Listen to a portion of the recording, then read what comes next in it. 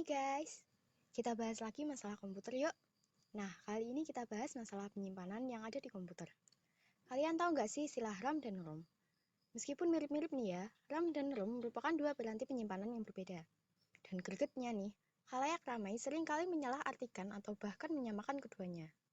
Nah, biar nggak salah paham terus, yuk kita ulas sedikit tentang RAM dan ROM. RAM adalah Random Access Memory, merupakan perangkat keras penyimpanan komputer yang bersifat sementara, termasuk untuk menjalankan instruksi dari berbagai program. Fungsinya adalah mempermudah akses atau pembacaan data pada suatu hard disk dan melakukan penyimpanan sementara saat instruksi program pada komputer sedang berjalan.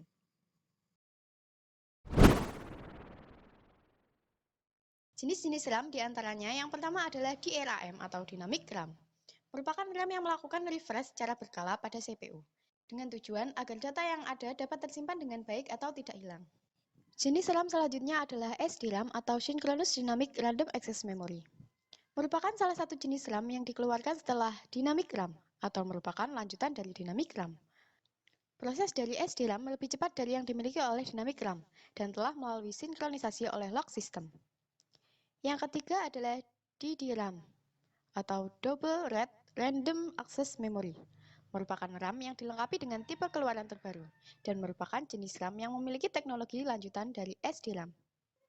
Selanjutnya adalah RDRAM atau Rambus Dynamic Access Memory. Memiliki kecepatan kerja yang lebih tinggi dan harga yang relatif lebih mahal.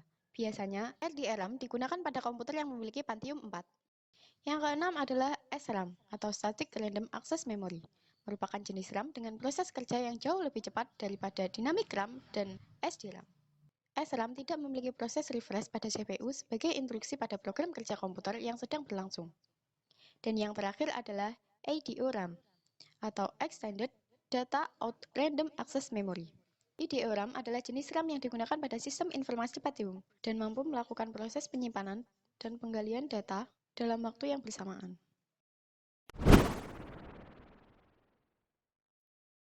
RAM bekerja sebagai media penyimpanan sementara dengan sistem kerja perangkat yang diawali dengan ditampungnya perintah pada prosesor. Lalu RAM akan terhubung pada perangkat CPU dan kemudian CPU akan melakukan proses dan penyiapan semua data. Sesuai dengan perintah yang diinstruksikan pada monitor, instruksi dan data ini akan disimpan sementara di dalam RAM.